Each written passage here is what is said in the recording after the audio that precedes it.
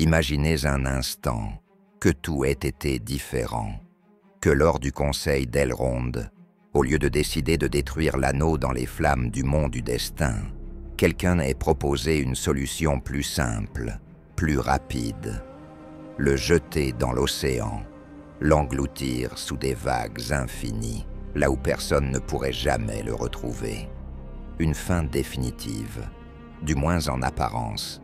La mer semble infinie, un gouffre où les secrets se noient et disparaissent. Mais en terre du milieu, rien ne se perd, tout attend d'être découvert. L'anneau unique n'était pas un simple bijou maudit, un objet que l'eau pouvait avaler et faire sombrer dans l'oubli. Il était conçu pour durer, pour résister, pour être retrouvé. Même dans les ténèbres les plus profondes, il aurait continué d'exister, intact, attendant un nouveau maître. Certains au conseil ont peut-être vu l'océan comme une tombe idéale, un endroit où aucune main mortelle ne pourrait l'atteindre. Mais Gandalf, lui, n'a pas hésité une seule seconde. Il y a des choses dans les eaux profondes, avertit-il. Et il ne parlait pas de poissons ou de créatures connues. Il parlait d'autre chose, d'anciennes puissances oubliées. Car la mer ne détruit pas, elle préserve. Pensez à Núménor, ce royaume glorieux des hommes, béni par les Valar et pourtant englouti par les flots. Ses tours se sont effondrées, ses rues ont été englouties, ses habitants ont disparu. Et pourtant, les Dúnedain murmurent que Núménor n'a jamais vraiment cessé d'exister, que sous la surface, ses ruines hantent encore le fond de l'océan, figées dans le temps. Même Sauron, quand l'île s'est abîmée, n'a pas péri. Son corps a été détruit, mais son esprit a survécu. Alors posez-vous cette question. Si l'océan n'a pas pu effacer Núménor, aurait-il pu effacer l'anneau unique? L'anneau unique n'était pas un simple objet de pouvoir, un trésor pouvant être abandonné au fond des eaux et oublié. Il était une extension de la volonté de Sauron, un fragment de son essence, conçu pour survivre à tout, même aux âges du monde. Ce n'était pas une relique ordinaire qu'on pouvait jeter à la mer comme un bijou perdu. Il était fait pour endurer. Les abysses auraient-elles suffi à le briser? L'océan, aussi immense soit-il, n'a pas le pouvoir d'effacer ce qui a été forgé dans le feu de l'Orodruin. Même sous la pression des profondeurs, même enveloppé par le noir absolu, l'anneau aurait continué d'exister, intact, indestructible. L'eau ne peut pas dissoudre la magie qui l'habite. Et puis, il y a cette vérité que les sages connaissent. L'océan ne fait pas disparaître. Il garde, il conserve. Regardez Núménor, la grande civilisation des hommes, engloutie dans la colère des Valar. Ses tours se sont effondrées, ses rues ont été balayées. Et pourtant, sous la surface, ses vestiges reposent d'Aume toujours, figés dans le silence des profondeurs. Même après sa chute, ses ombres persistent, et certains murmurent que dans les tréfonds, on peut encore sentir la présence des âmes noyées. Si l'eau n'a pas pu effacer Núménor, pourquoi effacerait-elle l'anneau? Les profondeurs ne sont pas un tombeau, elles sont une prison, un endroit où les choses dorment, attendant d'être réveillées, car en terre du milieu rien ne se perd, tout finit par être retrouvé. Les profondeurs de l'océan ne sont pas vides, elles ne sont pas un lieu de paix, mais un royaume d'ombres et de silence, où des choses anciennes sommeillent depuis des temps immémoriaux. Des choses que même les plus grands sages de la terre du milieu n'oseraient nommer. On parle souvent des créatures qui ont foulé la terre sous l'emprise de Morgoth, les dragons, les balrogs, les monstres, façonnés dans les ténèbres du premier âge. Mais qu'en est-il de ceux qui n'ont jamais émergé des flots? Si la corruption du Seigneur Noir s'est infiltrée dans chaque recoin du monde, alors pourquoi l'océan y aurait-il échappé?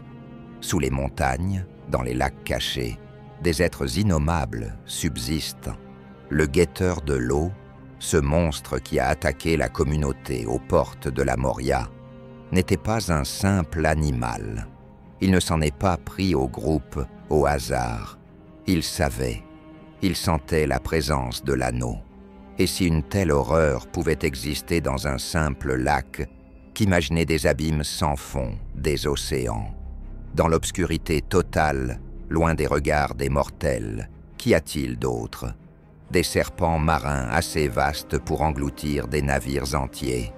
Des créatures, oubliées depuis la nuit des temps, nées avant même que les Valar ne façonnent le monde.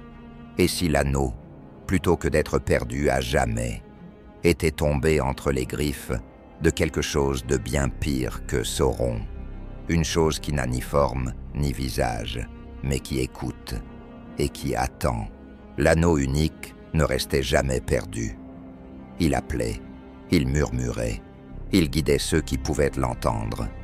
Il avait glissé des doigts d'Isildur pour être trouvé par Sméagol.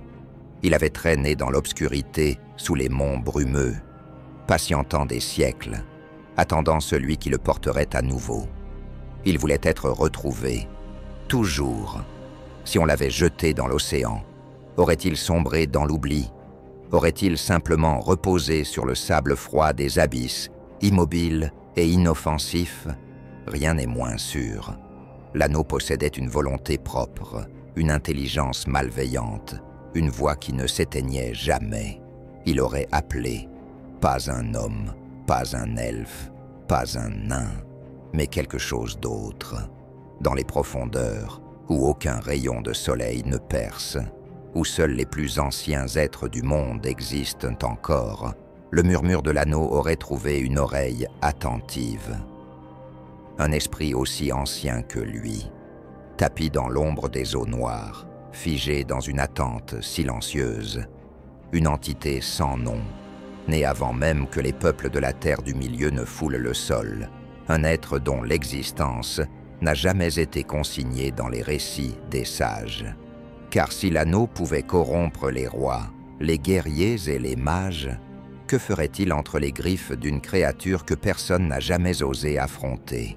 Le simple contact de l'anneau avec l'eau aurait été une invitation, une vibration imperceptible, un écho résonnant à travers les courants, descendant toujours plus bas, jusqu'aux profondeurs insondables. Là, dans l'immobilité glaciale, où le temps lui-même semble s'arrêter, quelque chose aurait entendu, quelque chose aurait répondu. L'anneau ne cherchait pas un porteur, il cherchait un maître. Il avait déjà corrompu Sauron, asservi Gollum, tenté Gandalf et Galadriel. Mais sous les vagues, dans l'obscurité absolue, il aurait trouvé une nouvelle force à consumer. Ou pire encore, un esprit capable de le dominer. Et alors, la question n'aurait plus été de savoir si Sauron allait retrouver l'anneau, mais de savoir si un pouvoir, encore plus ancien, encore plus insondable, n'allait pas s'éveiller à son appel. Mais il existait un être qui veillait sur les eaux, une force qui régnait sur les mers, bien avant que Morgoth ne corrompe le monde. Ulmo, le seigneur des flots. Contrairement aux autres Valar, il n'habitait pas en Valinor, loin des affaires des mortels. Il restait proche, toujours présent dans le murmure des rivières, dans le chant des vagues. Ulmo connaissait les secrets des eaux profondes. Il savait ce qui dormait sous les vagues, ce que même les elfes avaient oublié. Et s'il n'était pas intervenu pour arrêter la guerre contre Sauron, ce n'était pas par indifférence. C'était peut-être parce qu'il savait qu'il ne fallait pas réveiller ce qui sommeillait dans l'abîme. Si l'anneau était tombé dans son domaine, comment aurait-il réagi? L'aurait-il laissé sombrer dans le néant, espérant que jamais personne ne le retrouve? Ou aurait-il senti son pouvoir souiller l'eau même, corrompre les courants, attirer des forces qu'il valait mieux ne jamais libérer? Car Ulmo n'était pas qu'un dieu silencieux. Il était le seul des Valar à s'être soucié des hommes et des elfes, même après la chute de Númenor. Il leur avait envoyé des visions, des avertissements, des conseils murmurés dans le bruit des flots.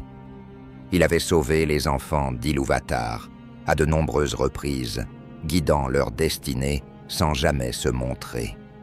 Mais il n'était pas un guerrier.